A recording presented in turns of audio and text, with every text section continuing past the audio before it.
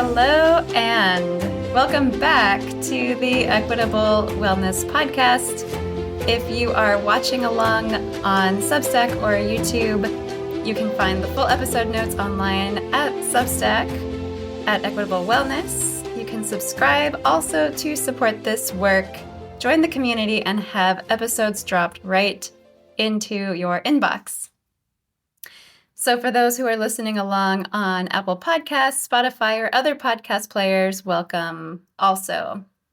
So I will make my little footnote now that I'm still trialing and erroring in the process of content creation and podcasting. I had a microphone I was going to use, and it was accidentally misplaced the other day. So I am without a bit of an external mic support, but hopefully we can enhance the audio later. And in terms of the visual quality, now I'm in my own apartment. Before I was in a different space and had to use a virtual background, and I felt that hopefully trialing this new environment would suffice, but every bit is still an iteration. All right, so let's get into the podcast itself.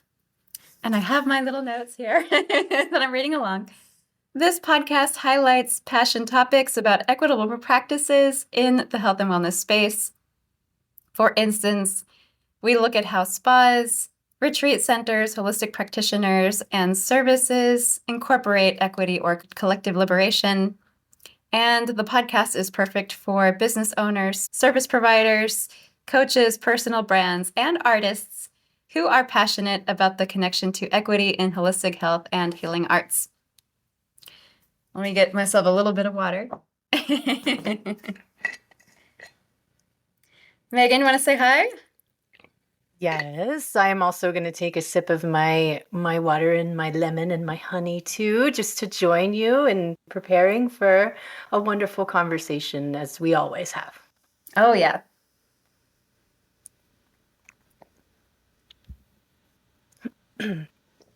Okay.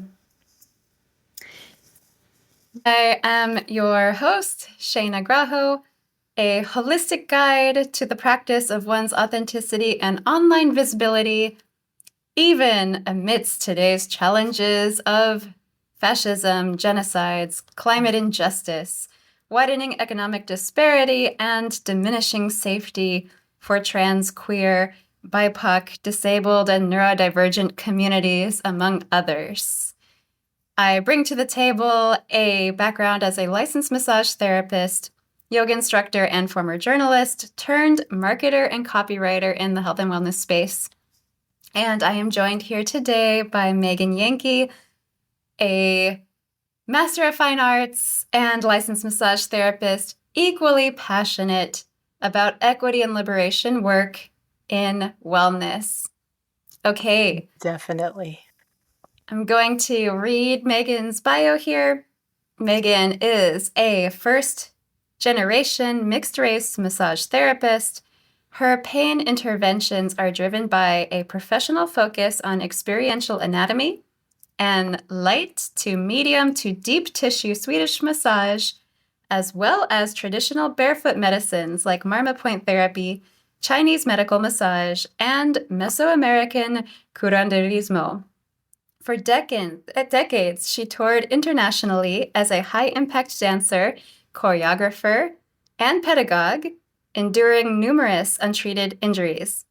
Megan now leverages those lived experiences to support her clients who seek relief from pain, especially when it is associated with sciatica, headaches, migraines, frozen shoulder, and scoliosis.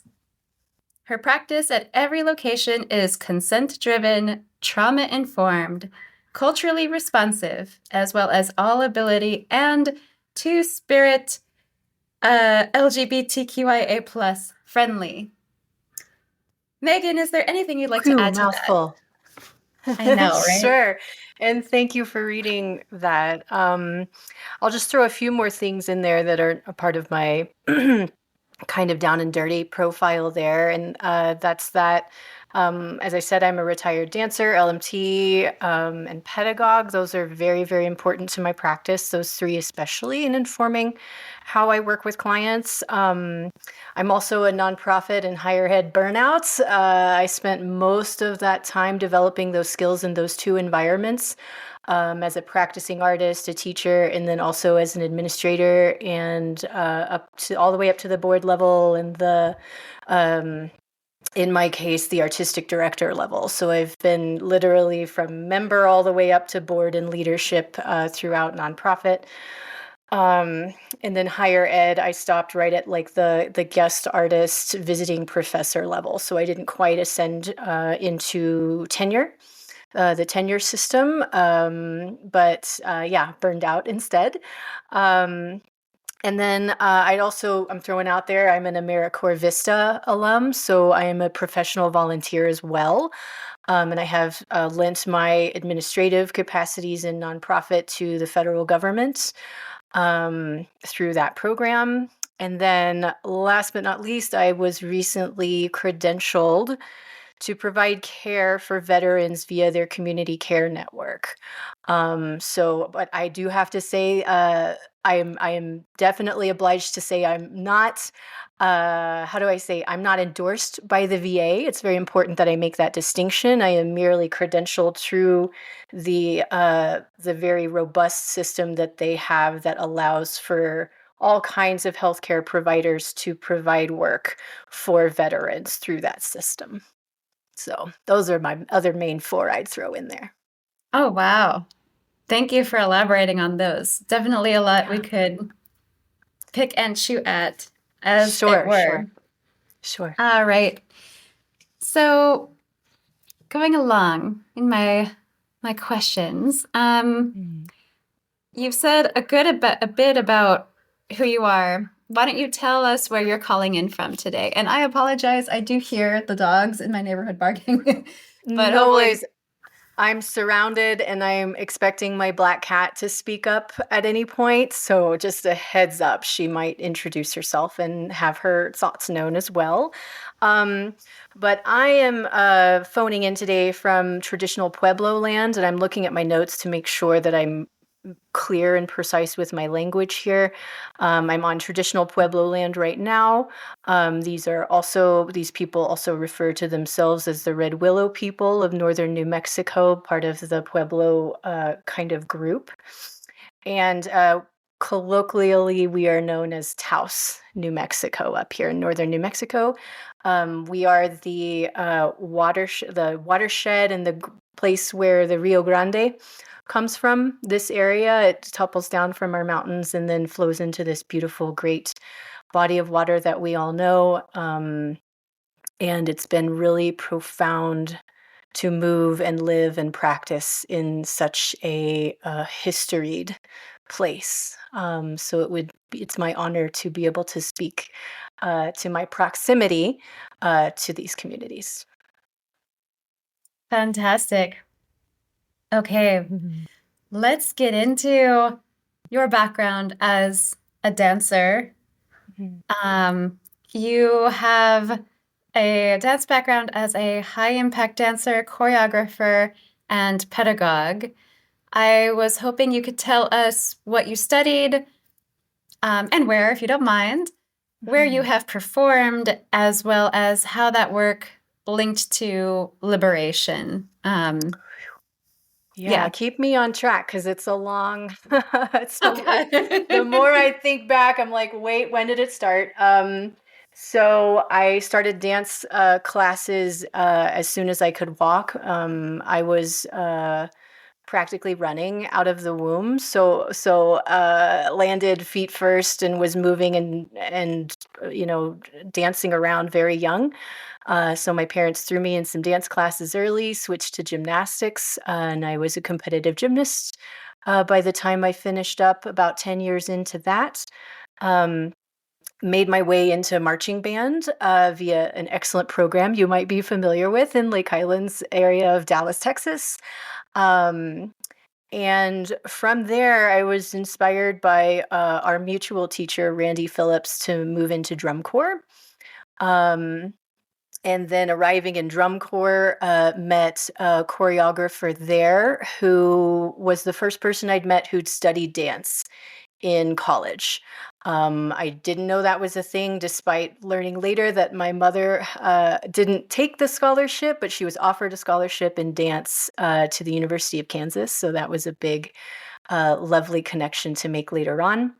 So I went on to study and earn my bachelor's and master's in dance at Texas Women's University in Denton, Texas.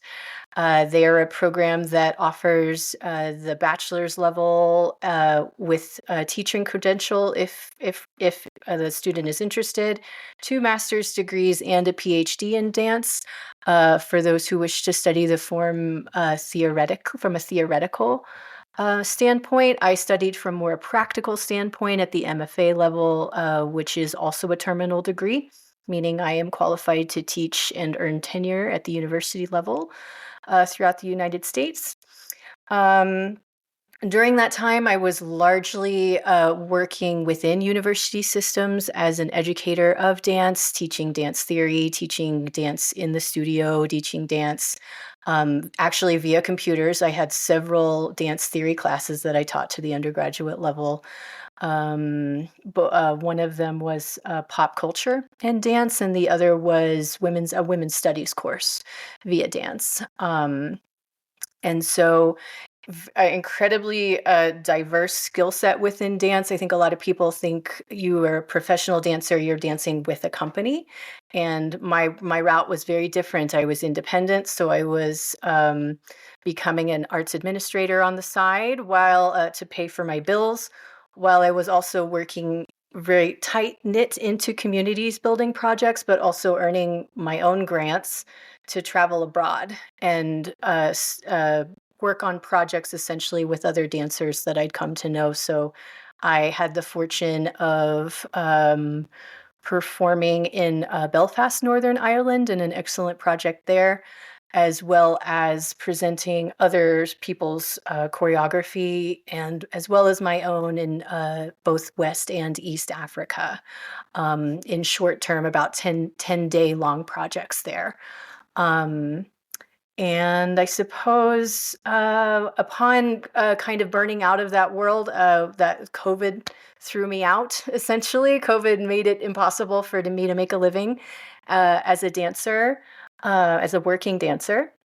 But by that point, I had just started to earn a class following in Durham, North Carolina. I had just started to get some press, which you noted in one of our last communications. I finally was reviewed, which is kind of like the first major step into being able to make a living as a professional dancer choreographer. And the cards decided I had a different purpose moving forward. And I transitioned after COVID into massage therapy. Right. And yes, there are, I'm aware that there were other considerations at that time, with For family sure. and with your your partner, since we've known each Yes. other for a very long time. Yes. We're very good friends. Yes. Thank you for sharing and reminding me the kind of steps you've taken in your movements, in the moves you've made, in the performances that you've premiered throughout the world. It's so great to remember that the travels for touring and performing. Yeah. Now then, we in this podcast are not going to touch on your involvement with ICE and immigration advocacy work due to the sensitive nature of disappearances in northern New Mexico. However, you had alluded already to your AmeriCorps Vista work within your location.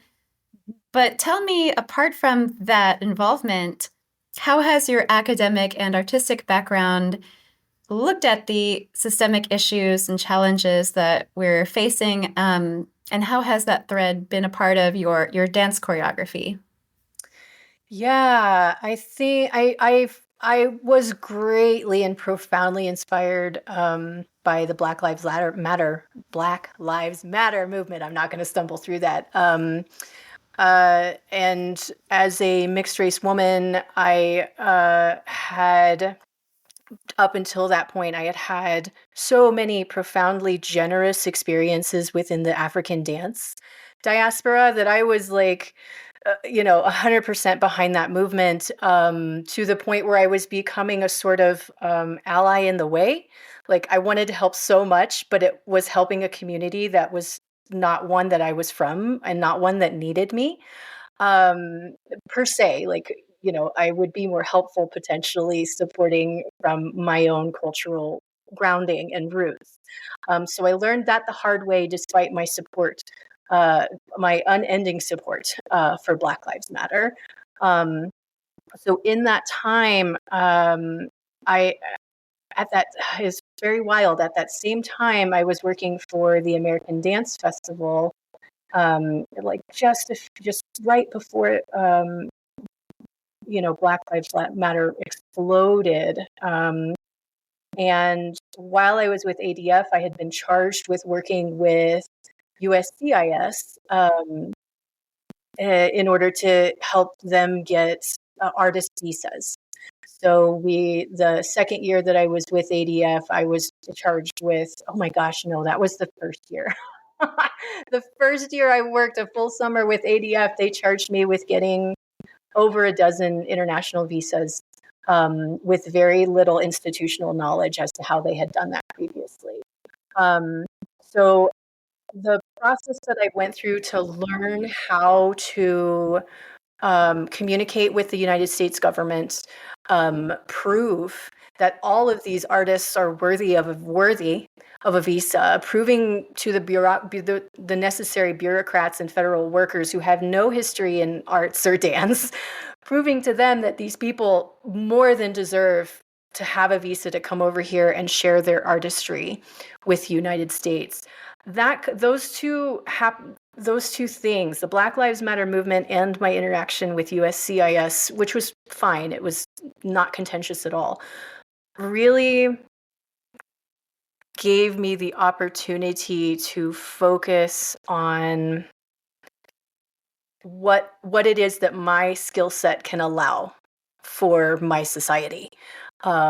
What it means for an American artist to support foreign national artists and welcome them. I'm the facilitator. I am the one that it came down to the line when we had Israeli artists who didn't have their visa as they were jumping on the plane to come to the United States.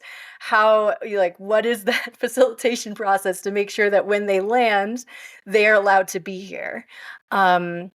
So that was a really profound experience, that informed me to say, okay, I have a skill set that I need to, I can use for good or evil. If it were to be simple, I could use that for collaboration. I could use that for bringing people together and working together on artistry and healing. Or I could, it's another skill set where it could be used to keep people out. And I'm obviously less interested in the latter as a mixed person myself.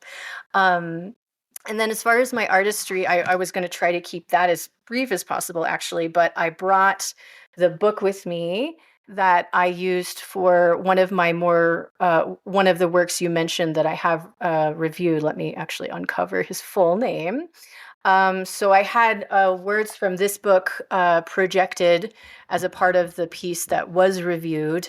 And if you don't mind, I'd like to read an excerpt that I came across that actually mentions Uvalde. It mentions Uvalde County, and I came across it and it was like, I have to share this with Shayna because it's so powerful. So it's a paragraph, but I will go through it. So it says, in other areas, Mexicans came in for suspicion on account of their stand against slavery during the latter 1850s. In Matagorda County, all Mexicans were expelled on the pretext that they were vagrant, lower-class peons who have, quote, no fixed domicile. but hang around the plantations, taking the likeliest of Negro girls for wives. They often steal horses and these girls too, and endeavor to run them to Mexico. Unquote. Expulsion was described as a mild course by whites who would have felt justified in resorting to lynch law. In the next year, Uvalde County passed resolutions prohibiting all Mexicans from traversing the area unless they had it in their possession, a passport granted by some white authority. So books like these, where I am filling in the history that I lost, learning Texas history in Texas from gringos and gringas and descendants of Tejano settlers, um, deeply, deeply feeds me, and it fed my art back when I was still making, actively making art. And a part of my art making is very blatantly and intentionally putting the words of settlers, American settlers, back into the forefront and making them public again, because there should be no question why there's challenges between people, especially in Texas, especially in the Southwest, when we have our history here for us. And the smallest connection here is that this is a UT Austin publication. My father went to UT. It's a small connection, but it's, like I would have a better chance of talking to my family about these kind of things if I wanted to, simply by saying, hey, this book was published by your university that you went to. Maybe do you want to know anything about it with me?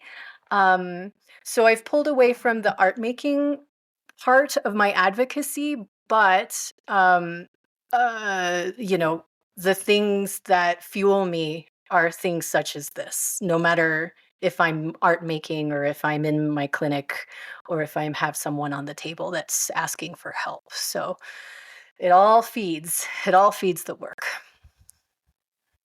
Yes, and of course, like it is such a rich history and tapestry and layer. There are so many layers of stories that go into Yeah. the uncovering of what feeds you in your work that we Hmm. really can't touch on in this Right. episode because it Right. is the lifetime of work.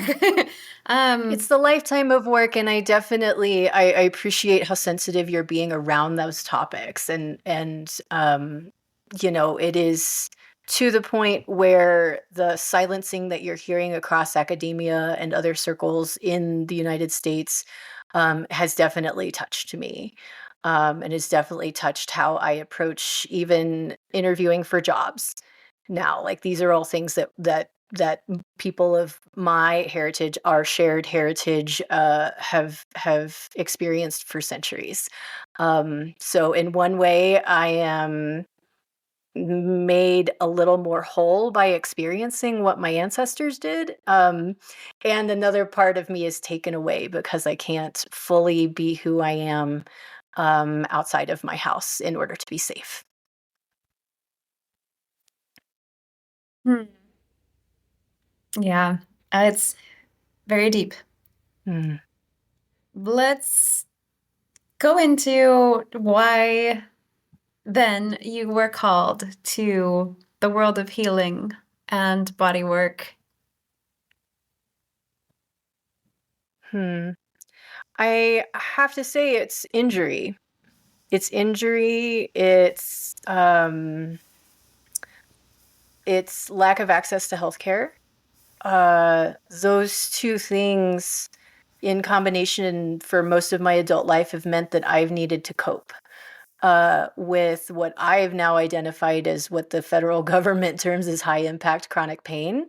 It's defined by one major life activity like eating, walking, bathing, any one of those major life things that's affected for more than 6 months at a time puts you in the category of high impact chronic pain. And so I've been there for a long time. I've been there since our drum corps days together. Um, so that's going on over 2 decades that I've been having to find remedies of my own. At one point, in massage school realized that I've been giving myself self shiatsu to cope with some of my pain. And so that's a big part of it. In between my 2 years of marching drum corps, I did an interview where I said I wanted to be a massage therapist, even at 20. So I didn't have 20 years of injury at that point. So I would be remiss if I didn't say there was something in me as a young person without injury that also felt this call to be a massage therapist. I just, as a young person, delayed that slightly while I developed my dance career. Um, and I I remain slightly melancholic about the fact that my choice of going into dance meant more injury and more pain. It sounds obvious now that I say that, but my focus and the focus of my school was on somatics. So while I was using and learning experiential anatomy and somatics to heal myself as a dancer, I was also not getting healthcare. So it's very complicated mix there of I'm healing, but what I need is a doctor, not to be understanding how the digestive juices in my stomach work and how that makes me feel when I want to dance. And that's very important too. It's lovely, powerful work, but I needed a doctor, and I just didn't have access to be able to see anyone for long-term care. Um, and I'll only add that massage therapy has doubled my income post pivot. And it's not to say I was humble before. I was just skirting the poverty line. So I'm not saying I'm making a bunch of money now, but I've essentially doubled, and I'm living so much healthier financially and in my body, having burned out from dance. So while I'm sad about it, it's bittersweet. I'm much happier and much more satisfied um, helping clients out of pain on a regular basis. Well, that is beautiful that you are Mm. healing through healing. Yes, I'm lucky. I'm a That lucky girl. yeah. Tell me how your experiential knowledge as a dancer then informs your practice in massage therapy and in healing arts. Yeah, I think we'll talk about this more later if I don't dive into it too deeply at the moment. And I would say that consent is a big thing that I got from dance. Consent is now being discussed a little bit more. I'm not paying attention to the dance world as much as I used to, but it started. I remembered seeing more like papers on it, more conferences on consent and empathy as well. So I think it started for me when I noticed that I not noticed it was made very clear to me that I have students who are ACE survivors, adverse childhood experience survivors. And when you begin to work with those kind of when I began to work with those kind of populations, it's a matter of being the teacher that goes over to student and says, "Oh, move your shoulder like this. Like it shouldn't be up. You should like." Teacher comes over and physically moves your body to where it needs to be. That's dance all over the world. That's like how dance works in most cases. But I found in approaching my students that it even children, especially children, really dig it when you're like, I have some feedback for you about your shoulder. Would you like to know that feedback? And if they say yes, I would say, it would be helpful for me if I could put my hand on your shoulder to demonstrate to you the difference that I'm trying to teach you between what I see and what I know to be healthier in your body. So I'm not saying, hey, your shoulder's wrong. I'm going to fix it for you. And that came directly from my schooling. That is Feldenkrais, if you're familiar, and if the listeners are familiar to Feldenkrais techniques. One of their main principles is to correct is incorrect. And I've loved that. I used that as fodder for my thesis, essentially. And the notion being, and I'm paraphrasing Feldenkrais now at this point, the notion being that, like, where you and I arrived today talking to each other, your body, the way that it has perfected itself to be living the life that you have right now. And same with my body. Like, do I have aches and pains? Do I have postural things that people could see as needing correction or fixing? Sure.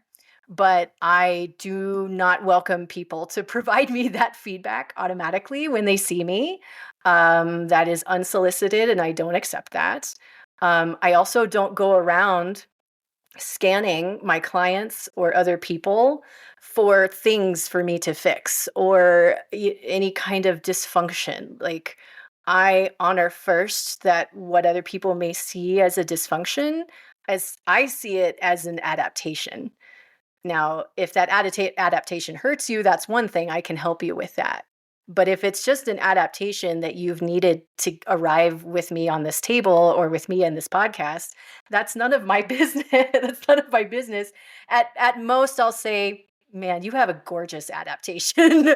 I'm really honored to be around you and your adaptation today. So I think, in summation, that's probably because as a dancer, we are physically judged all the time by everybody. And I understand why that's the case. I just stopped agreeing with it at a certain point when I saw that that would be harming young dancers. When that harms them, I once I realized that, I was done. And I'd been on the receiving end of overcorrection as a dancer, and it has harmed me and stayed with me.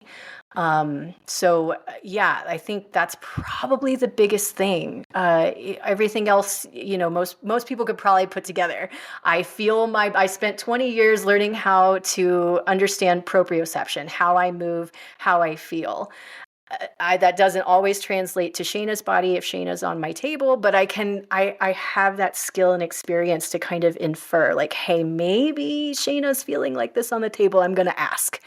And having gone through administration and work with USCIS, I am not afraid to ask, and I'm not afraid to ask with consent and with gentleness, so as to not impose, like, oh, Shayna, you need to fix this thing. This is like bad, and you need to pay me for 6 more sessions for me to fix it. Like, that's a paradigm that I completely reject. And that's because of my dance training. No, I feel that hardcore because in the, dominant systems of oppression in business and in marketing, those are still the existing paradigms of fixing problems, selling solutions, not asking for consent about messaging that might be unethical, Right. and things that I'm, more or less new to, in some ways, but then in that embodied way Only of in kind of some having ways, the yeah. tactile experience of it. It's interesting to kind of translate that for other kinds of work. And I love that you bring up Feldenkrais and to correct is incorrect and ideas of consent and somatics and working in these more experiential, if you will, touch-based ways that have these way broader applications across the board in economics, in business, in all other kinds of administration. So let's get into then the nitty and the gritty. You describe your practice as consent-driven, trauma-informed, culturally responsive, as well as all ability and to SLGBTQIA plus friendly. And I'm hoping that we can go through each of these values and what they mean to you in practice. I know that you already have gone into consent a bit, but tell me, what does it mean to you to have a practice that is consent driven? And we'll go down the list. So in practice with consent, I'm looking at it as a living document almost, because it's not something that's like I now understand consent and I'm perfect at it. Uh, I find that there will always be someone that lands on my table whose need for accommodation in some way will, in my mind, throw me. I, of course, don't let myself be physically thrown as a therapist, but in my mind, I have to take a step back and say, okay, this is a no. They're saying no to this one thing that is a constant in my practice. I have to be ready for a no at any time.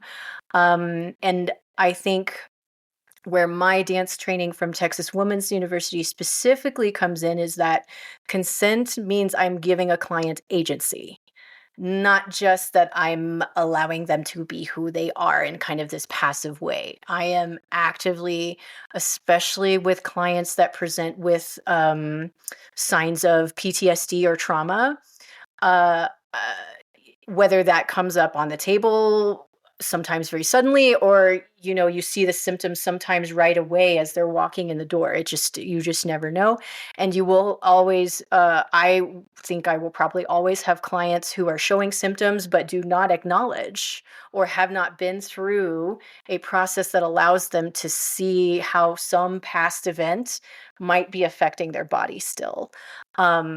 So when I encounter those clients, I take a good time of my intake and reiteration throughout the session to help them regain confidence and agency in saying no. I find that saying no is sometimes more important than helping them say yes, in the beginning, like, putting up a boundary and affirming it has been so powerful for me that I don't expect or demand that of my clients, but I give them the space to have agency to say that if it becomes available to them. So one no, would be, let me think, a good no. Oh, I mean, very simply, deep pressure. Deep pressure. I don't think in most cases with a first time trauma survivor on my, I guess we're jumping into trauma, trauma responsivity, but they're very linked. Um, I, I want, hmm, I want them to know that and I do try to be clear about this, that I'm actually enthused by a no when they land on my table and they say no. And if they stop me at some point, or if I am thinking, okay, maybe therapeutically they might need a little bit more than medium to resolve this adhesion, let's say. Um, I will pause myself and say, okay, here we are in a place in your body that I find a deeper pressure is more therapeutically relevant. Now, that's only if it feels good to you, you like it, and you like it as the whole time I'm doing it, and you like it afterwards. So there's a whole tail end after the session that you might have said up until the point we ended, I love this deep pressure, but then you leave and you're sore and you don't like that afterwards. Like, that's the kind of conversation that I'm trying to encourage from those clients. But that's consent based the whole time. I'm not going in and saying, oh, you need deep pressure here, like just like giving it to them because I think it's therapeutically relevant, because it's not therapeutically relevant if they go away and they're in pain. In most cases, I don't see that as therapeutically relevant. They may not be ready for that. Um, so my consent is informed by my experience as a trauma survivor. I experienced one of the original earliest traumas that you can as someone who is relinquished by my first parent. And I've lived with that for 40 years. So I have embodied being a trauma survivor even as a child. So that lived experience plus my training and experience in dance and subsequently in massage therapy is what informs how do I help people, even if it's a combat veteran, even if it's someone who was sexually assaulted last year, may not be therapeutically relevant for that last person to come see me, and we would have that dialogue. And one last little part of that would be that as I came across a paper, I wish that I could quote, and I wish I could give you a title and a name, but I am speaking into the ether how much appreciation I have for a group of writers who were studying curanderismo in the mental and how that can intersect with our current Western allopathic mental health space. And one of their conclusions was that curanderismo, massage therapy, body working is contraindicated for someone who is living with a trauma or PTSD who does not also have a mental health practitioner already in their orbit that they can go to. So that alone, like I that's completely hugely crucial for me to acknowledge, like, okay, someone with symptoms of PTSD lands on my table, they haven't acknowledged it. I haven't not maybe not able to acknowledge it, just are not on that path, and that's totally fine and relevant. I have to be able to say clearly with language, non-judgmental, very gentle, I'm so glad you landed here with me today. Do you have a mental health practitioner in your orbit? Because massage therapy can unlock things in your body. It has a history of unlocking things in your body. And if you don't have a mental health practitioner with you, that is dangerous for you. So there's a lot between those two terms, consent driven. I think I use consent driven because there are so many people who have experienced a trauma and have not digested it and don't want to. They actively like don't want to go back to the thing that traumatized them. They're okay with me on my table, of course, but there's protocol that I've developed to make sure that they're safe, and that's consent based. So juicy, so deep. Wow. I want to ask the question about like what all is on your consent forms, but we're going to go to the next question. It's mostly verbal to answer your question, like beyond like the straight legal liabilities and that sort of thing. It's entirely verbal, that kind of communication with my clients. Wow. And I just appreciate the great depth of care for obtaining this consent that you provide. Thank you. What does it mean to have a practice that is trauma informed? Maybe you also covered that. Right. If there's anything extra, I mean, there is so much in the paperwork. There is so much that's verbal. But on a like simple practical level, I hear often, oh, I am hands-on 60 minutes. There's no point where I'm not from plenty of other massage therapists. It's hands-on. My hands don't leave the client's body. Beautiful. Love that as a practice, love it as a marketing tool. Like, great. That's what clients should expect. But I found in working, shout out to Erin Bailey in South Carolina, another dancer, massage therapist that I just adore.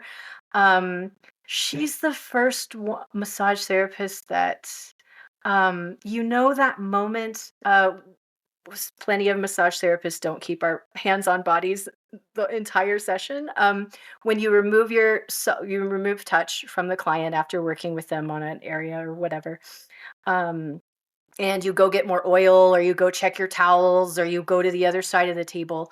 Erin Bailey was profound in her ability to re-enter touch after leaving. And as a trauma survivor receiving her care, I was always like, okay, in my little mind recipient, I was like, oh, when she goes away, she has to come back. Like she has to model and demonstrate that re-entrance to me. And I see plenty of other great massage therapists that are like, oil and go, and that's their practice. And I love it. There's nothing wrong with it. I tend to be drawn to the massage therapists that y- they don't start the motion as they've touched the body, they arrive at the body, and then they begin the therapy. And so that's something that for me as a trauma survivor was really, really helpful in gaining and building trust with a therapist. So that's something based off of Erin's work that I have maintained, and it's been reinforced in the Marma therapy training that I've received. The idea with Marma is that they're sacred. So you don't crash into it, you don't dig into it, you don't arrive in it just kind of willy-nilly. You arrive to the point very intentionally before you move it around. You just kind of you hang on the point with the person before you manipulate or change anything. So that's kind of a more nitty-gritty practical application of trauma informed work that I take part in and that I encourage in other people whenever I can. Wow. Yeah, I know what you mean. As a massage therapist, it's um, that there is Yeah. this Yeah, kind I mean, of I've seen even videos of Lomi Lomi where they're like they arrive at the body and they're moving already. So there's not even anything I there's nothing wrong with working that way. And working that way can still be trauma informed. It's just not how I arrived at trauma informed work. What were you going to say though? oh, and nothing, just that yeah, the I want to say the choreography, but like that there's a Mm-hmm. touch of the client that happens without touching, that there's a healing that comes from the walls of a space, Right. right? In terms of Yes, energy for a absolutely. body. Um, Hmm. but yeah, I think it's also, you and I have this kind of tactile information ingrained, and I think any massage therapist listening would know exactly what you're Yes. talking about. Let's um, Hmm. Hmm. let's go on now to a practice that is culturally responsive. What does that mean? Yeah, that I mean that stems from what I'm kind of keying into for myself as being a cultural orphan. I mean, as a mixed race person, I need the aki, they need the ya. Like I don't feel at home in monocultures or monoracial or monoethnic spaces. So I am constantly code switching depending on who I'm around anyway. So that's sort of the foundational roots for being culturally responsive. But then, again, as a dancer, I was learning dances from Africa, I wish I'd learned more from Mexico, learned dances from all over the United States, including Daystar choreography that is an old legacy wolf dance from her her Native and Indigenous heritage. Have learned so much from my very privileged experiences cross culturally. Um, so I have those values ingrained, and I've been hand slapped. I've been slapped back in plenty of those spaces where I was so enthusiastic about learning the forms and learning the dances that I would overstep within the culture in other ways. Um, it's not that it's just been roses the whole time. I've definitely experienced pushback and challenge. My I was going to share one of my partner's experiences, but I better leave that to him to share. But both of us have experienced this kind of need to code switch and act appropriately with this culture in this space, and then have a completely different cultural experience and interaction with this culture, neither of which would have been my partner's or my home culture if we were to even try to define what that means. So the other side of that is that here in northern New Mexico, we are simplified as triculture, meaning Mexican descendant or Spanish descendant, white, and native. And that is inherently problematic for a lot of people here because there's way, way, way more mixing than just like three groups of people. Um, but I was just explaining actually on my anonymous Reddit account earlier today that like you can't how do I say? If someone from the Pueblo, the Taos Pueblo lands on my table, they might have a Spanish last name. They might be a Lujan. They might have a very Spanish last name. They do not, in my experience, they don't want me speaking Spanish to them.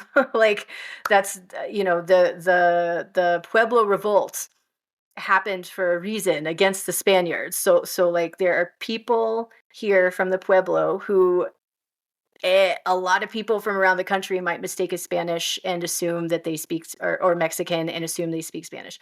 I cannot do that.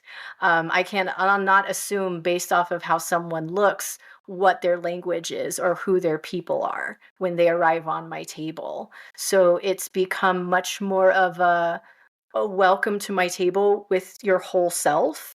Whatever you choose to share with me, if that's anything at all, I will celebrate with you on that table, assuming it's not contributing to the silencing and pain of other people's. Welcome, and I will celebrate, not just acknowledge, but celebrate what it is that you have chosen to share about yourself and your people with me on the table. Um, Alternatively, I also get like let's say Mexican and or Spanish descendant people who land on my table who do not speak Spanish. So I have like tried to speak Spanish with them and they're like, I don't know what you just said. And that's because there are, I want to say, a good number of Mexican Spanish descendant people here whose parents and grandparents were silenced, lynched, harassed, everything, enslaved, like, and same with the natives, enslavement here. All of those things can land on my table, and lo and behold, you might, I might, one day there might be a mixed person that lands on my table who knows all of that about their history and still doesn't want to talk about it, doesn't want to speak Spanish with me, doesn't want to speak English with me. Like, I have to be ready because the complexity of the history of culture here in northern New Mexico lands on my table every day, through the amazing people who live here. And because I honor um, what the people have allowed me to build of a life here, it would be incredibly disrespectful for me to do anything but um, give them the space to share who they are and how they see the world on the table with me. It would be detrimental to my practice and their resolution of pain if I didn't do that. Like it just doesn't make sense to do anything else to me. Yeah, I hear that. Um, Mhm. Beautiful. All ability and the 2S LGBTQIA plus friendly. Tell me about that also, please. Sure. So all ability, that stems from my dance training as well. Very early on at Texas Women's University, we were confronted with lessons on what it means to be disabled as a dancer. I use the term all ability in hopes that that is not offensive to people who choose the disability moniker, because that is very, very strong culture. Um, it's intended to mean that whatever, all of the abilities that you bring to the table will be honored. Your ability to use a wheelchair, your ability, the disability that lead you to using the wheelchair. Like, the language is, of course, very important, and I will acknowledge that to anybody who arrives at my table and says, "No, I'm disabled, man. Like, call me disabled." Um, However your body arrives on the table, I will serve. I will serve. And that is it's what's very important, and this is true for the Two Spirit LGBTQIA plus community as well. Is I'm not from those cultures. I don't know what your accommodations. I have a guess of what an accommodation in either of those communities might look like if they're necessary for a client, but I don't assume. I ask the human who has arrived with me in the room what if they need anything. I can't even assume that they need an accommodation. I simply ask, "Is there anything I can do here to assist you? Do you want me to assist you? If you don't, cool. If you do, cool. I'm here either way." Um Slightly different when we get into this two spirit LGBTQIA plus, not to erase anybody's intersectionality of those two communities. Um, I don't think I find all that much. I have not encountered all that much need for accommodation outside of pronouns and proper names. For example, I have had one client recently who, in all of our spa systems, was under one name of one gender. And I noticed at the very, very, very bottom of their intake, they signed their name as it was in all of the clinics and all the paperwork. And then after that, very, very tiny in parentheses and quotes, another name that was of a different gender traditionally. Um, so there wasn't any place on the form for them to say, "I have a preferred name," and or "I have a preferred gender." So that's a matter of, not going to the client in public saying, "Hey, what pronouns what's your name? Like, what's this on your form?" Like, waiting until, so it's very clear as they presented, and as the rest of the space knew them under one name. Okay, this is how this person is known, and they acknowledge this is how they are known. Arrive into the space where we are closed off from the rest of the public, close the door, and then ask, "I noticed that you included another name. Is that the name that you would prefer for me to use?" Um, and then also saying, I've noticed that you are using this set of locker rooms. Are these pronouns appropriate to use for you? Do you want me to use these pronouns or this name outside of this room? Like, these sorts of things are questions that allow me to enable better care and more trust.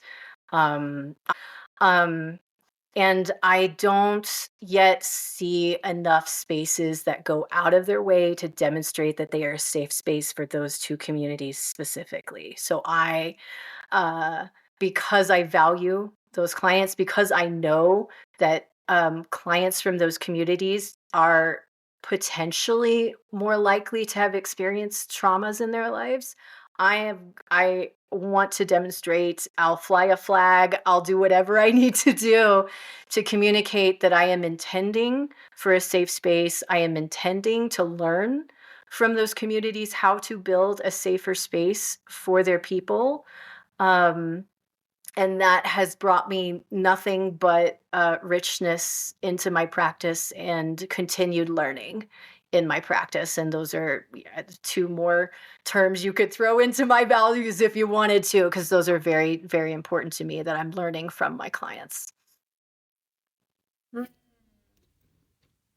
Right. Well, thank you for sharing. Thank you for the opportunity. Those values mean a lot to me. And I imagine they mean a lot to a lot of people. You know, yeah. I think again in my previous spa background, and just in terms of just locker rooms, consent forms, there was a lot of work to open those things. and it's still a lot of work, especially today. Yeah, I mean, I arrived at a resort spa in my first job in massage therapy, and I remember landing right into a company meeting, or at least the spa group um, staff meeting, where there was contention over a trans client who came into the space, and what is the front desk staff doing to make sure that that client is safe, feels safe, is safe, when we also have clientele from conservative Texas as our main clientele who would quite likely object to having a trans person in the locker room with them, no matter which gender locker room that we put them in. So like there was huge contention about that, and there were transphobic things coming out of therapists that I was surprised to hear. Um Enough to the point where I went up to the front desk afterwards and I was like, I know how to support trans people in the massage therapy space. I had done that already before in my clinical work.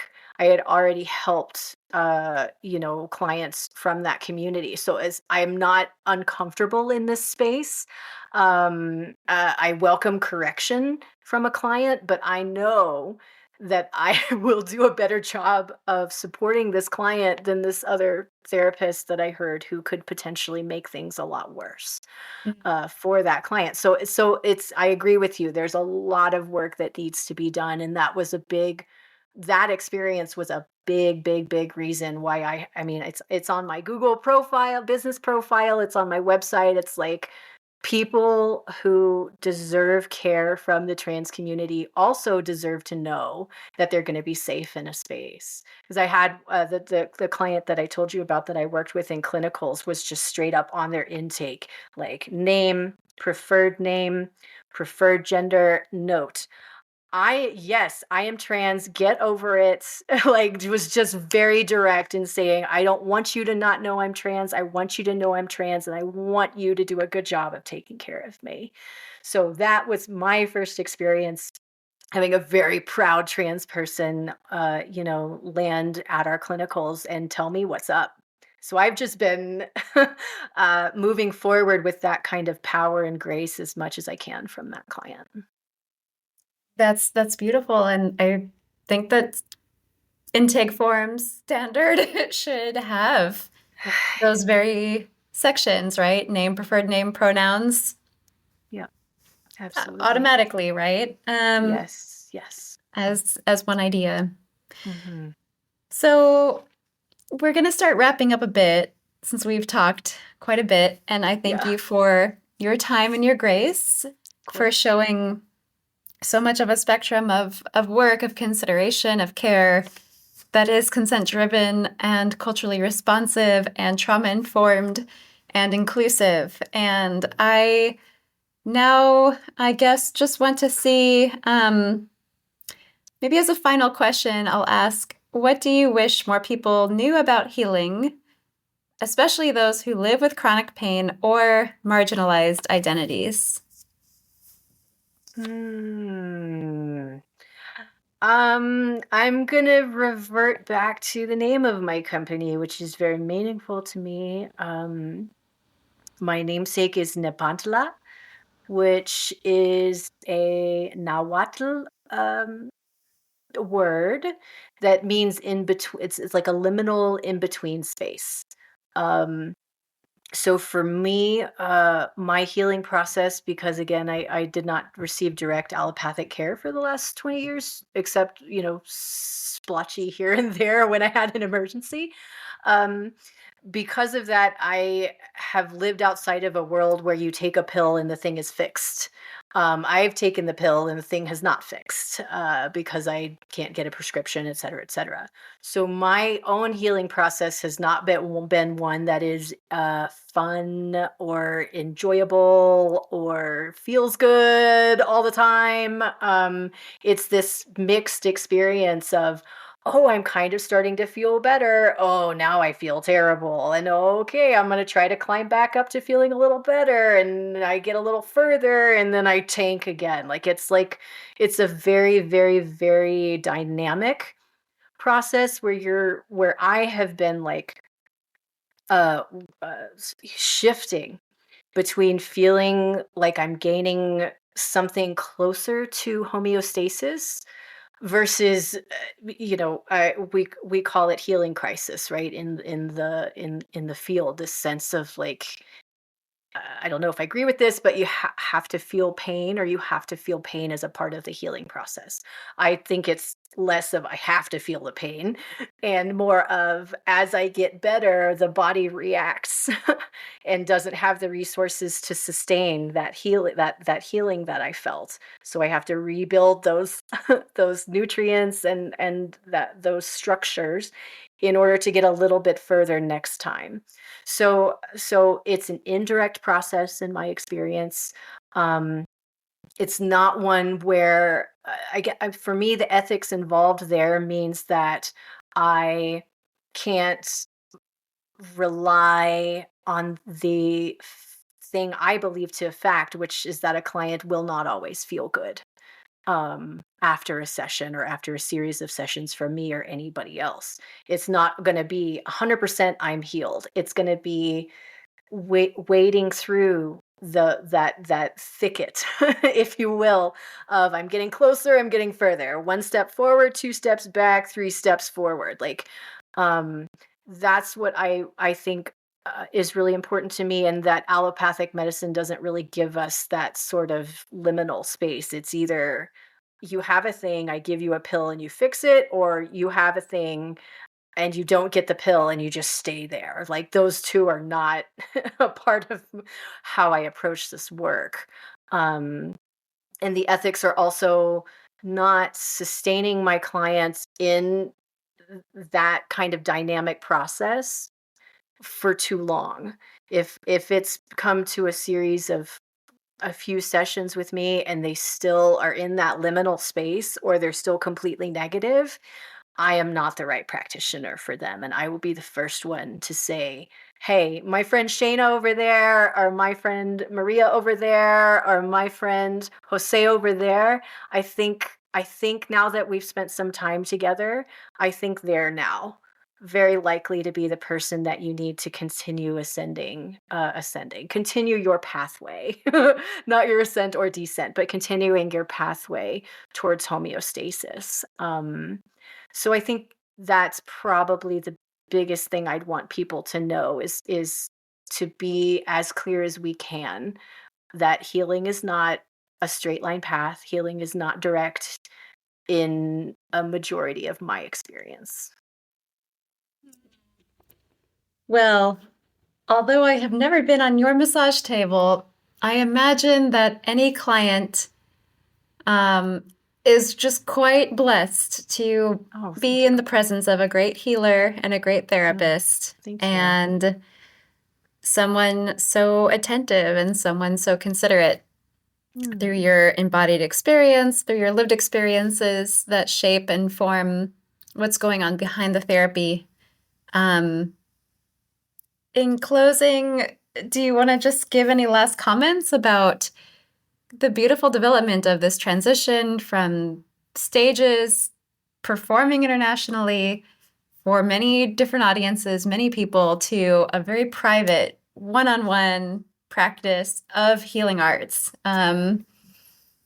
What I guess do you really get out of it as you continue in your path of providing therapy services? I would say that it's been incredibly healing for me to drop the pretense of performance. And that comes from my somatics. That comes from knowing that my and authentic movement is a great way of arriving there, if one can experience that in a facilitated setting. But less the performance and more the embodiment and honoring of what my body feels and needs. That sort of training is one that you bring into the studio that you're hungry that day, you don't leave that outside of the studio.